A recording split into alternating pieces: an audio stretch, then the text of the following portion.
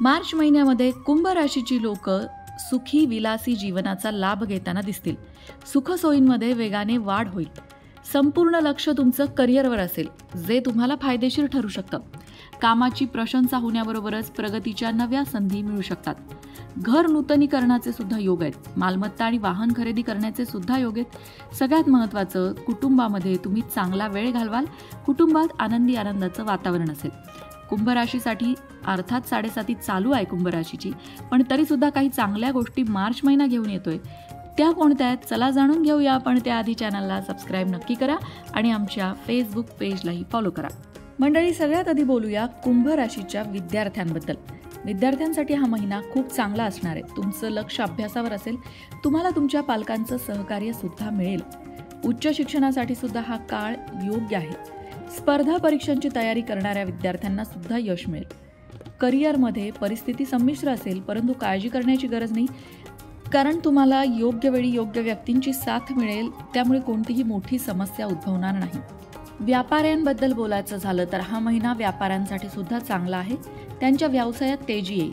आपल्या कौशल्याने व्यापार फायदेशीर करण्यात ते यशस्वी होतील. आता हे सगळं जरी खरं असलं की व्यावसायिकांना या महिन्यात लाभ होऊ शकतो, तरीसुद्धा व्यावसायिकांना काही गोष्टींची काळजी घ्यावी लागेल. अशा काही गोष्टी ज्यामुळे तुमच्या व्यवसायात वाद निर्माण होणार नाही, याकडे लक्ष द्यावं लागेल. या वादामुळे तुमचं नुकसान होऊ शकतं. त्याचबरोबर घाईघाईत निर्णय घेणं टाळावं. नवीन निर्णय घेणं शक्यतो या महिन्यात टाळावं, कारण ते नुकसान करणारं ठरू शकतं. म्हणूनच व्यवसायात नफा होणार आहे, परंतु तिथे थोडी सावधगिरी बाळगण्याची गरज आहे. नोकरी करणाऱ्या व्यक्ती त्यांच्या कामाचा आनंद घेऊ शकतील. नशिबाच्या प्राबल्यामुळे नोकरीत उत्तम कामगिरी तुमच्या हातून होईल, ज्यामुळे तुमची पदोन्नती अर्थात तुम्हाला बढती, प्रमोशनची सुद्धा शक्यता आहे. त्यांना काही लाभ सुद्धा होऊ शकतात. खर्च मात्र वाढतील, हेही तितकंच खरं. आता बोलूया कुंभ राशीच्या लोकांच्या कौटुंबिक जीवनाबद्दल. विवाहितांचे वैवाहिक जीवन आनंदी आणि सुखद होईल.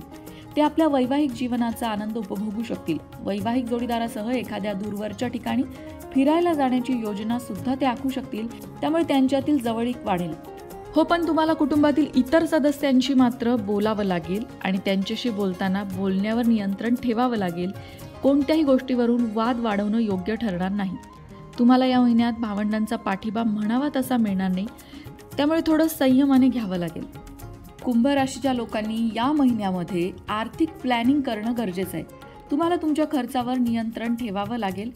विनाकारण पैसे खर्च करू नका. याउलट तुमच्या भविष्यासाठी आत्ताच गुंतवणूक करायला सुरुवात करा, जेणेकरून भविष्यात तुम्हाला त्याचा चांगला लाभ मिळू शकतो. मार्च महिना कुंभ राशीच्या लोकांसाठी करिअरमध्ये प्रगती करून देणारा असला, भरपूर नव्या संधी घेऊन येणारा असला, तरी ज्या माध्यमातून तुमची प्रोफेशनल ग्रोथ होईल अशा सवयी तुम्ही आत्मसात करा. या महिन्यात तुमच्या अनेक लोकांची गाठीभेटी होतील. तुम्ही नवीन गोष्टी शिकाल. समर्पण आणि ॲक्टिव्ह अप्रोच या 2 गोष्टींमुळे तुम्ही यशाचं उंच शिखर गाठू शकाल. आरोग्याच्या बाबतीत सांगायचं झालं तर कुंभ राशीच्या लोकांनी स्वतःवर लक्ष केंद्रित करणं गरजेचं आहे. त्यासाठी तुम्हाला सतत सकारात्मक राहावं लागेल आणि सकारात्मक राहण्यासाठी चांगली पुस्तकं वाचा, चांगले लोकांचे चांगले विचार ऐका, मोटिवेशनल व्हिडिओ तुम्ही ऐकू शकता. नियमित योग, व्यायाम या गोष्टी तुम्हाला सकारात्मक करतील.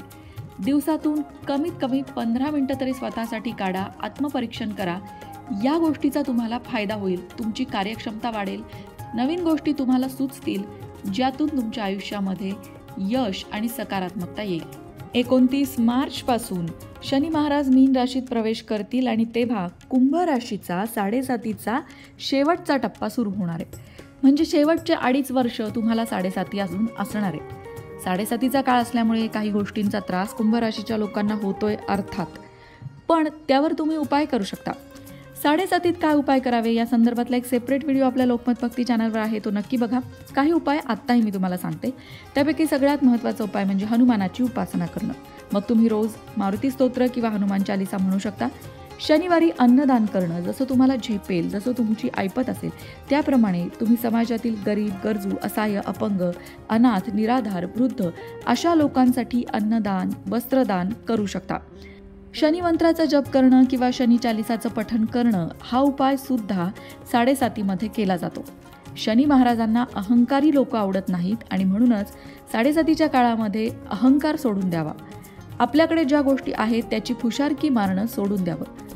साडेसातीचा काळ माणसाला काही ना काहीतरी शिकवण्याचा प्रयत्न करत असतो आणि ते ओळखण्याचा प्रयत्न करावा आणि आपल्यामध्ये तसा बदल करावा. आणखीन कुठले उपाय साडेसातीच्या काळात करावे, साडेसातीच्या काळात कसं वागू नये, कसं वागावं, हे सगळं तुम्हाला त्या दुसऱ्या व्हिडिओमध्ये ऐकायला मिळेल. त्याची लिंक हवं तर डिस्क्रिप्शन बॉक्समध्ये देत आहोत. तो व्हिडिओ नक्की बघा. अशाच प्रकारच्या माहितीपूर्ण व्हिडिओंसाठी लोकमत भक्ती चॅनलला सबस्क्राईब करा आणि बेल आयकॉनवर सुद्धा क्लिक करा, म्हणजे आमच्या नवनवीन व्हिडिओचं नोटिफिकेशन तुम्हाला मिळत राहील. तसंच योग्य आध्यात्मिक मार्गदर्शनासाठी लोकमत भक्तीच्या फेसबुक पेजला फॉलो करायला विसरू नका.